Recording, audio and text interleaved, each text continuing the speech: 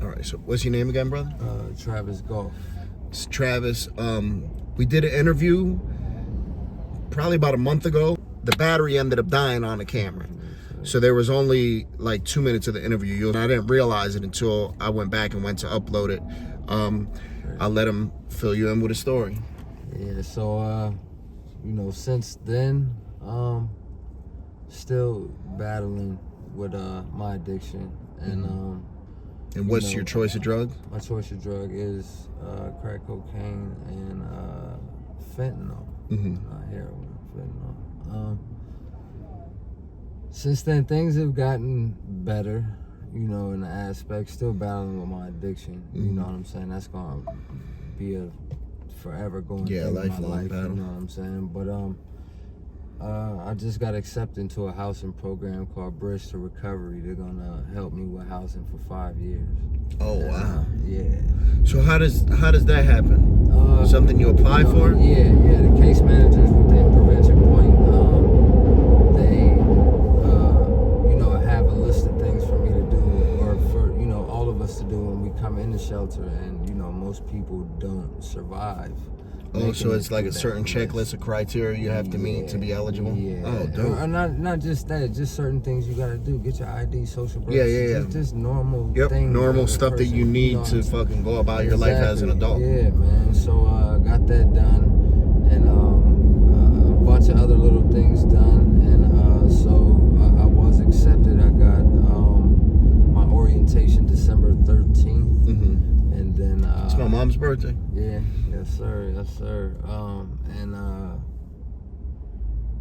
December 13th, after that, then I'll go look at my house, go look at a list of apartments, in the areas that I chose I want to live. Okay. And after that, just see whatever landlord would take the voucher, and then I go from there. So that's one thing that has been, a blessing, and something that's helped me stride towards getting clean.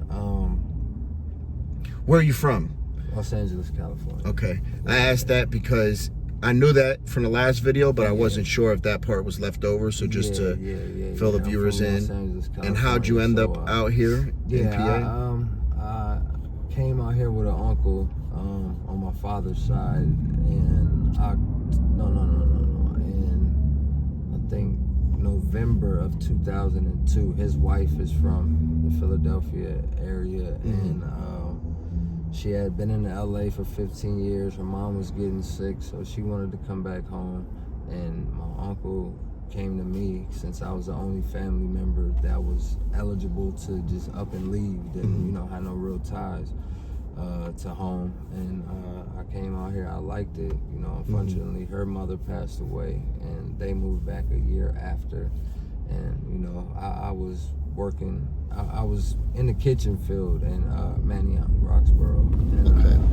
And, so started off as a dishwasher. I liked it. So when they moved back, I was already a line cook and had an apartment up there. So I stayed, and so that's what made me stay. I ended up moving back to LA in 2006 to, help a family member out, and that didn't work, so I came back to Philly in 2008.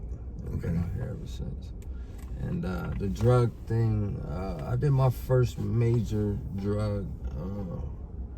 I was a late bloomer. Smoked weed probably 17 years old, but then meth is big on the West Coast. Yeah. And I started smoking meth, I think, at the age of 21.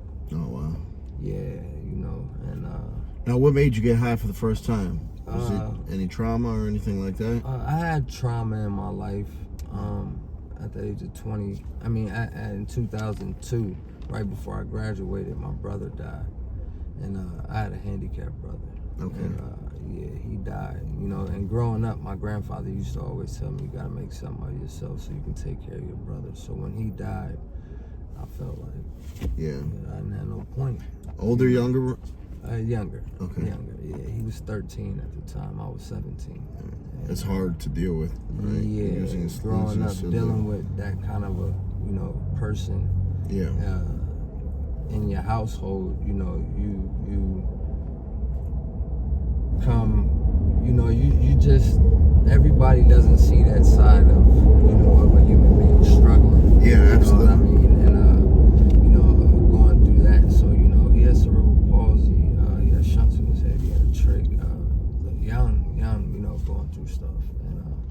And that right there was a big part of my life when he passed. I didn't know, and being so young, you don't know what life is, but that was my life. Yeah. Now, if you had one wish, what would it be? I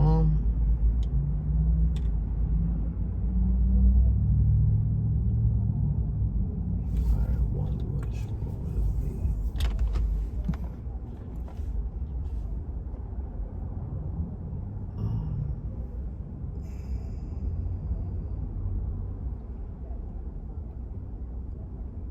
I wouldn't change nothing for the world in my life that I did. If I had one wish, I would probably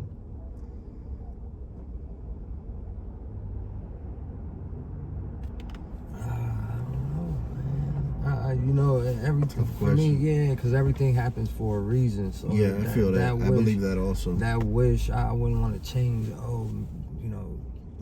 To listen to my mother and father, to wish I did this different, because I am who I am today because of that. And my life ain't over. So, for me to want to change something, or I probably just not to even stay away from drugs. I probably would just wish that,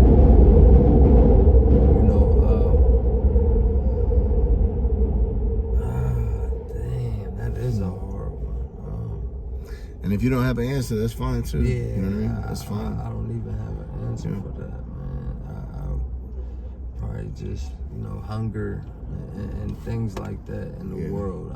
I wish probably wouldn't be there. Homelessness and things of that nature. Poverty.